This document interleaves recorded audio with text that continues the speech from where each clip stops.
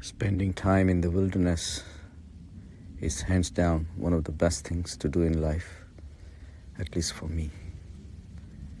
This is where all the demands of the society fades away. Demands not in the sense of people asking anything, but there are expectations out of you in the society. How to treat each other, how to behave on the streets, which side of the road to drive, rules after rules after rules, restrictions after restrictions. And they're rightfully devised for the health and safety. But on top of that, there are expectations for you, from you, to perform. And whether we know it or not, consciously or subconsciously, it does affect us. And it does create a subclinical, subconscious tension. And it is fine. But coming to the wilderness, in the middle of total silent nature, you realize the difference.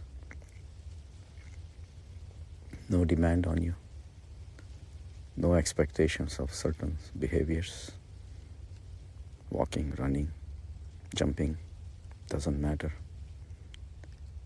Your name doesn't exist there. Who you are doesn't exist there. How much money you have doesn't matter. You lose all these connections with the society, with the sansar. And for the first time, you get a chance to find out who you are. And as you go deep into the silence of the woods, you realize that here, silence has its own kingdom. Total, absolute silence. Not physical silence, but mental silence also. There are no demands on you.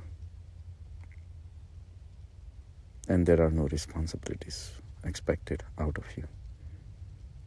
At this point, you start synchronizing with the silence. Silence starts descending into you. Silence becomes a real entity. Silence takes you with itself to play in silence. Silence is infinite. It gives you the taste of the infinity. Words are limited. They are born, they exist, and they die.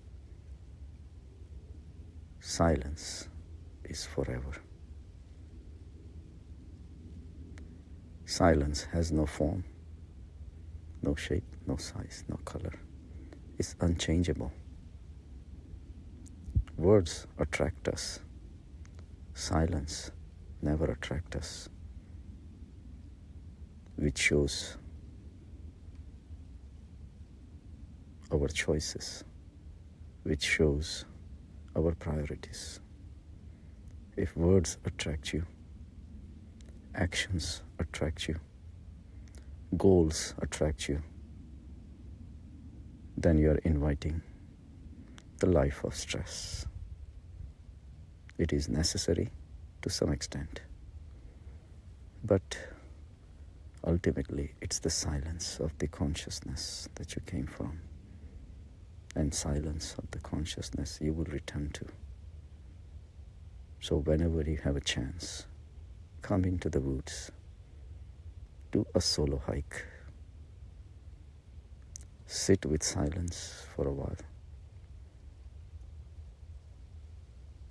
become synchronized with that silence.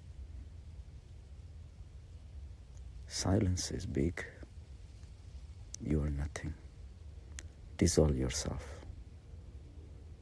Become silent. Become silence. And then the beauty of the consciousness starts surfacing. In silence, there are no words to speak. There are no thoughts to think. Thoughts take you away from silence. Words take you away from silence. If you choose to remain silent, why do you need thoughts? Why do you need words?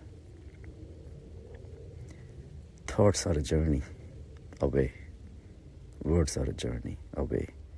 Actions are a journey away from your true nature, the silence of the consciousness. Silence is always there whenever you return to the woods. So do it. Go in the nature, wherever it is. God has not limited himself to one place. Whichever your inclination says, it could be the ocean, gentle waves of the ocean early in the morning, or in the remote corner of the beach with the sunset, listening to the waves, or in the woods, listening to the birds. Consciousness is generous. It is spread out everywhere. You will find him because he is universal. Everything is within him and he is in everything. Experience that via silence.